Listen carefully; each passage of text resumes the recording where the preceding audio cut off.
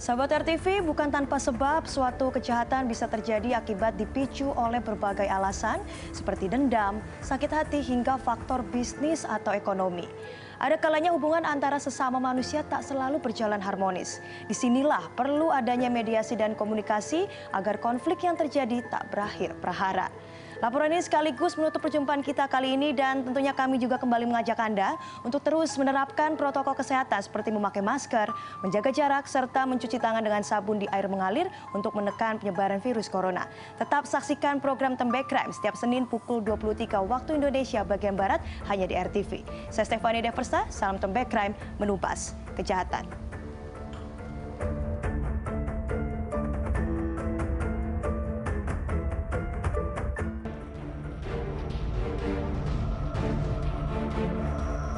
Peristiwa penembakan seorang wartawan bernama Marsalem Harahap di dalam mobilnya pada pertengahan Juni 2021 lalu mengembarkan warga desa Nagori Karanganyar, Kabupaten Simalungun, Sumatera Utara.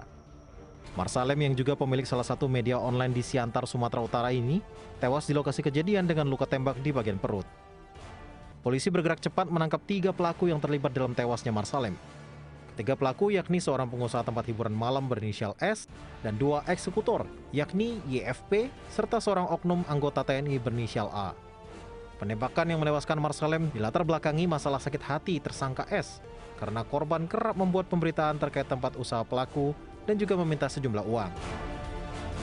Peristiwa penembakan yang menewaskan korbannya ini juga terjadi pada bulan Agustus 2020 lalu. Seorang pengusaha pelayaran berusia 51 tahun bernama Sugianto Tan tewas ditembak di wilayah Ruko Royal Gading Square, Kelapa Gading, Jakarta Utara. Penembakan di siang bolong itu terjadi saat korban hendak pulang ke rumahnya yang tak jauh dari ruko tempat usahanya untuk makan siang.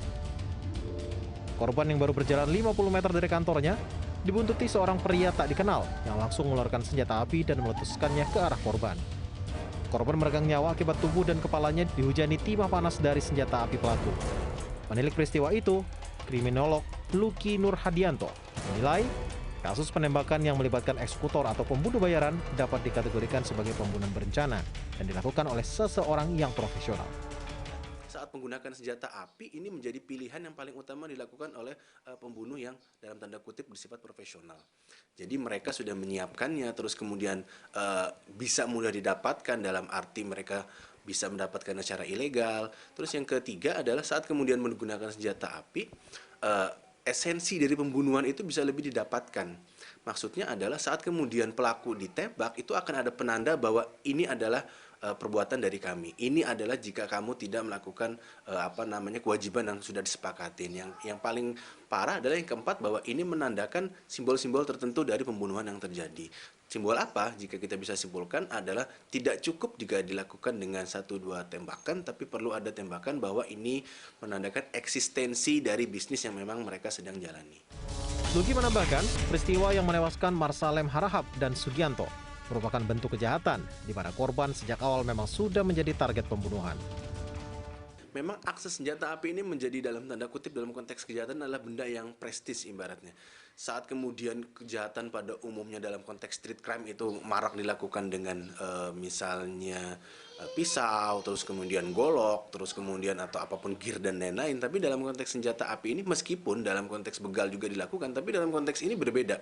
Dalam konteks begal korban bersifat random, tapi dalam konteks kejahatan yang terjadi di Kelapa Gading ini korban adalah orang-orang yang memang sudah menjadi target sejak awal. Target sejak awal diamati betul. Seperti apa kemudian dia beraktivitas, terus kemudian kapan dia misalnya pulang ke rumah, terus kemudian kapan dia tanpa pengawalan, kapan dia tidak menggunakan kendaraan. Sehingga penggunaan senjata api selain juga memang untuk menghabisi korban, juga sebagai bentuk eksistensi dari keberadaan bisnis itu sendiri. Akhir hidup Marsalem Harahap dan Sugianto yang tragis sudah menjadi suratan takdir dari Tuhan. Kematian keduanya pun meninggalkan duka mendalam bagi masing-masing keluarga. Pembunuhan itu terjadi bukanlah tanpa sebab, karena kejahatan terjadi akibat dipicu berbagai alasan.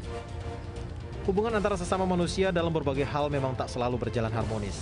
Ada kalanya timbul konflik dan perselisihan, yang jika tidak diselesaikan dengan baik bisa berujung terjadinya prahara, bahkan berakibat hilangnya nyawa. Dari Jakarta, Tim Liputan Tembak Crime RTV.